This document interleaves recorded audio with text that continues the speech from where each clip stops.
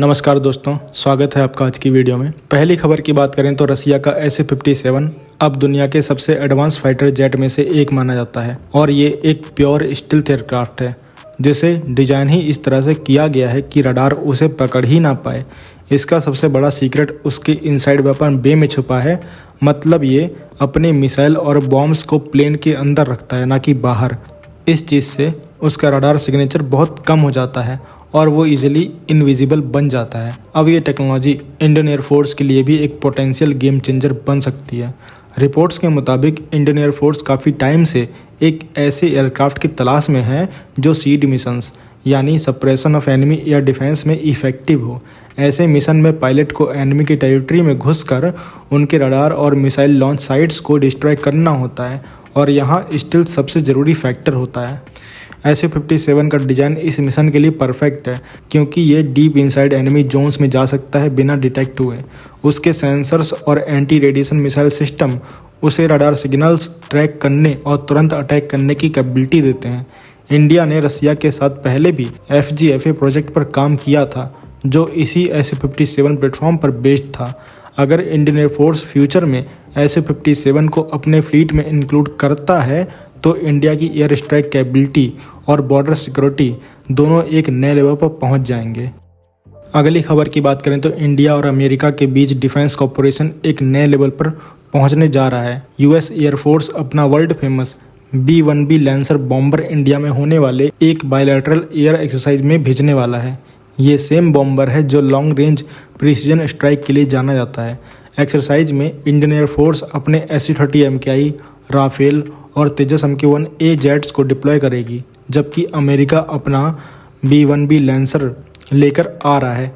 दोनों तरफ से एडवांस एयर कॉम्बैट और इंटरऑपरेबिलिटी ड्रिल्स होंगी जिसमें इलेक्ट्रॉनिक वॉरफेयर, प्रिसीजन स्ट्राइक और एरियल रिफ्यूलिंग जैसे कॉम्प्लेक्स ऑपरेशन शामिल रहेंगे। सबसे खास बात यह है कि पहली बार B-1B इंडिया में किसी एक्टिव एक्सरसाइज में पार्टिसिपेट करेगा। पहले वो एरो इंडिया जैसे इवेंट्स में सिर्फ डिस्प्ले के लिए आता था, लेकिन इस बार दोनों air forces real time combat coordination करेंगी। डिफेंस एक्सपर्ट्स कह रहे हैं कि ये स्टेप क्लियर सिग्नल देता है चाहे ट्रेड या टैरिफ डिस्प्यूट्स चल रहे हों, पर स्ट्रेटजिक और डिफेंस पार्टनरशिप दोनों देशों के बीच बिल्कुल सॉलिड है। तो आप क्या कहेंगे इस खबर के बारे में कमेंट सेक्शन में जरूर बताइए।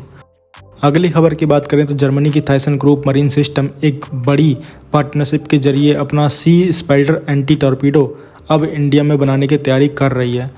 ये step Indo German defence relation को काफ़ी डीपन करेगा और इंडियन नेवी के लिए एक strong under water shield create करेगा। सी स्पाइडर एक एडवांस सिस्टम है जो एक टॉर्पीडो को इंटरसेप्ट करके डिस्ट्रॉय करता है। मतलब ये एक एंटी टॉर्पीडो है। ट्रेडिशनल सॉफ्ट किल सिस्टम सिर्फ एनिमी टॉर्पीडो को कंफ्यूज करते हैं, लेकिन सी स्पाइडर उसे डायरेक्टली मार गिराता है। ये सेल्फ गाइडेड है, सोनार टेक्नोलॉजी पे बेस्ड है और सिर्फ 10 सेकंड के अंदर रिस्पांस दे सकता है। इस प्रोजेक्ट के तहत थाइसन ग्रुप इंडिया के एक प्राइवेट डिफेंस पार्टनर के साथ मिलकर इस सिस्टम को लोकली मैन्युफैक्चर करेगा। इससे मेक इन इंडिया को सपोर्ट भी मिलेगा और इंडियन नेवी के शिप्स जैसे डिस्ट्रॉयर्स और फ्रिगेट्स में ये सिस्टम आसानी से इंटीग्रेट हो जाएगा। चाइना के बढ़ते सबमरीन प्रेजेंस और इंडियन ओशन रीजन में सिक्योरिटी चैलेंजेस के बीच सी स्पाइडर जैसे सिस्टम से नेवी को एक डायरेक्ट टेक्टिकल एडवांटेज मिलेगा। एक्सपर्ट्स कह रहे हैं कि 2026 तक अगर लोकल प्रोडक्शन शुरू हो गया तो इंडिया सिर्फ अपनी नेवी को स्ट्रॉन्ग नहीं करेगा बल्कि एशिया पैसिफिक रीजन के लिए एक डिफेंस सप्लायर हब भी बन सकता है। अगली खबर की बात करें तो DRDO अब अपने एंटी टैंक मिसाइल प्रोग्राम को एक नए फेज में ले जा रहा है। एजेंसी ने अब 105 mm वेरिएंट पर काम शुरू किया है अपने existing Samho gun launch ATGM का। ये मिसाइल पहले अर्जुन टैंक के 120 mm गन के लिए डिजाइन की गई थी जिसमें लेज़र होमिंग और टॉप अटैक कैपेबिलिटी थी, लेकिन अब DRDO इसे छोटा और कॉम्पैटिबल बना रहा है ताकि ये जोरावर लाइट टैंक जैसे नए प्लेटफॉर्म में भी फिट हो सके। ये tank specially high altitude area जैसे लद्दाख के लिए बनाए जा रहे हैं जहां एजिलिटी और एक्यूरेसी दोनों जरूरी होते हैं। इस 105 mm सामहो का गोल है एक ऐसा मिसाइल बनाना जो लाइट टैंक से भी हैवी आर्मर टारगेट्स को डिस्ट्रॉय कर सके। DRDO इंजीनियर्स पहले ही ग्राउंड वर्क स्टार्ट कर चुके हैं, भले ही आर्मी ने अभी फॉर्मल रिक्वायरमेंट नहीं दी हो। ये एक प्रोएक्टिव स्टेप है जो फ्यूचर की नीड को ध्यान में रखकर लिया गया है। अगर ये वेरिएंट सक्सेसफुल रहा तो ये नॉट ओनली जोरावर टैंक्स बल्कि फ्यूचर के FRCB प्रोजेक्ट के लिए भी एक परफेक्ट मैच बन सकता है।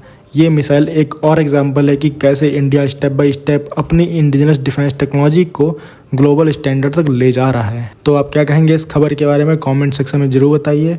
मिलते हैं नेक्स्ट वीडियो में। Thanks for watching. जय हिंद, जय भारत।